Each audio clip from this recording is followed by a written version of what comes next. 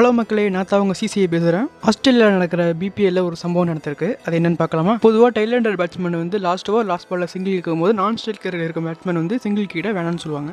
ஆனால் பாபர் அசாம் வந்து opening batsman தான். ஆனால் அவருக்கே சிங்கிள் வேணான்னு சொன்னது வந்து ஒரு கான்ட்ரவர்ஷியாக போயிட்டு இருக்கு. பிபிஎல்ல பவர் சர்ஜ்னு ஒரு கான்செப்ட் இருக்கு.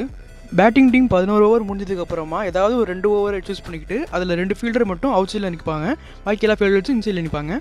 அதை பயன்படுத்திட்டு பேட்ஸ்மேன்லாம் பிறந்து கட்டலாம். டீம் ஸ்கோர் வந்து 180. அப்போ பாபரும் ஸ்லோவாக தான் ஆகிட்டு இருந்தார். சரி, இது சரிப்பட்டு வராதுன்னு ஸ்மித் வந்து பவர் சர்ஜ் எடுத்தார். ஸ்மித் எடுத்தது என்னமோ ஸ்ட்ராட்டஜியான மூவ் தான், ஆனால் அது பாபருக்கு பிடிக்கல. அதே மாதிரி அவரும் அடுத்த ஓவரில் 4 6 ஒரு பவுண்டரின்னு அந்த ஓவர் 32 ரன் அடித்தார்.